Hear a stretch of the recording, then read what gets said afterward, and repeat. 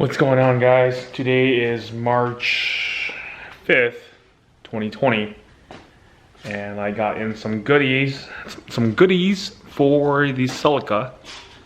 Got in the Invidia exhaust right there, and I also got in a ST suspension 22mm rear sway bar.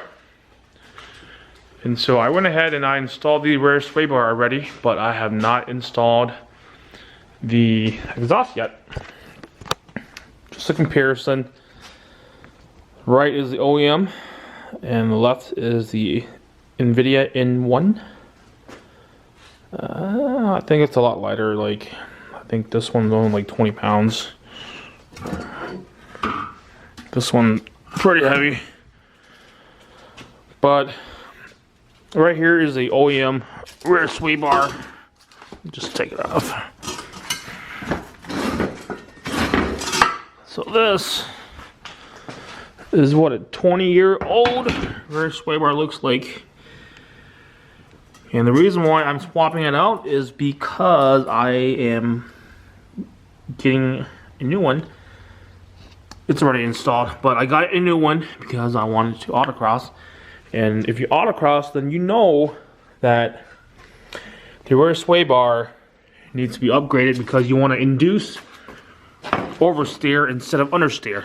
So you stiffen up the rear chassis, and that would give you a oversteer instead of understeer. So just going underneath of here, I installed the rear sway bar, but see, so the bushings here were fine, but on this side, so as you can see, I got some zip ties tying it up right now. So this one I got the bolt out just fine, but this one, what had happened was that the bolt broke. And so I decided to drill and tap it, and then I put in a new screw. And then what happened was that as I was putting in the new screw, I guess the impact was too strong, right? So what had happened was that the nut inside of the frame rail here came loose. So basically I had a dangling, a little dangling bolt here, and so I had to cut off the head. So what I am going to be doing is probably weld on a nut here and then just leave it at that. But that's the only thing that I can do, and I do not know how to weld. I am fucking a noob at that, but I'm going to attempt it. And then I realized that this is rusty as shit. As you can see, it's crumbling already, but YOLO, man, it's a fucking race car. So I can care less, but I'm gonna have to weld on a nut here, and then something new as well. Since I don't know how to weld, I bought a MIG welder from Harbor Freights. A table, a mask, and some gloves. So I'll be giving that a shot. Got the titanium 125. Along with one of the auto dimming welding masks that they had. I think everything total, including the table here, was just about 300 bucks.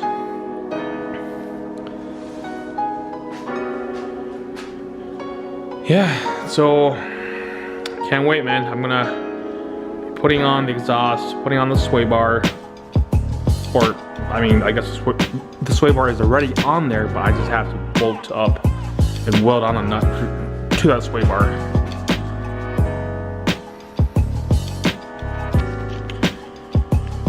Alright, so we have to install this little bar here for the mid exhaust. I think it goes in place of the bolts that were attached to the heat shield. So what I mean by that is that, let's see, under there for you guys to see. So here's the heat shield, right? Here's the heat shield. And so here, like that. And then it's gonna hold. And then I think you have to transfer over that little plastic piece right there, that hanger plastic piece over here. All right, so I'm trying to do this one-handed.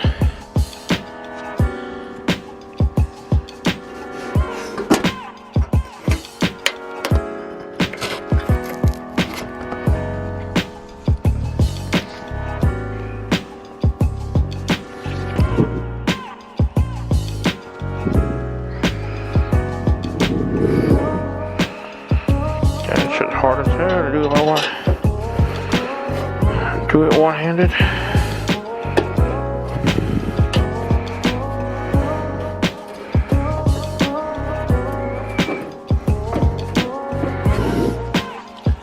All right,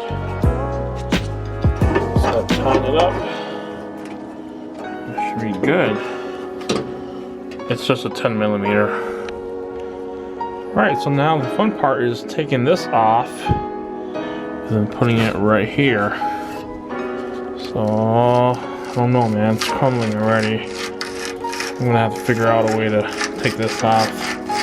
It's pretty shitty, but I have to break this all crusty and shit. So, alright. I'm gonna take a screwdriver and apply it in here and then just take it out. That'd be the easiest way. Alright, let's do this.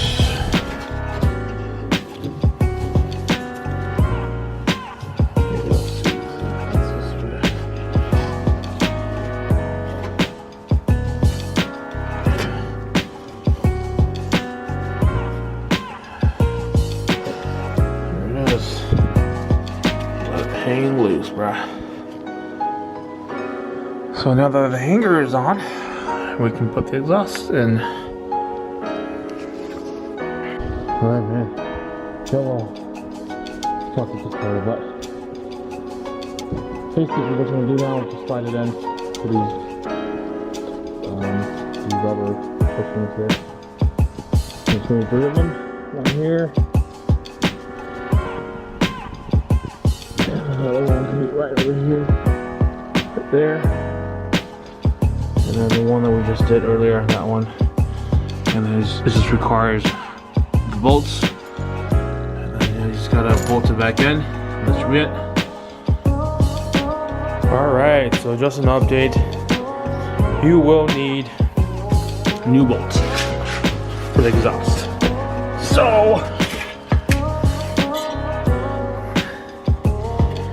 what I did was I went to the hardware store and I bought the 3/8 by 2 inches.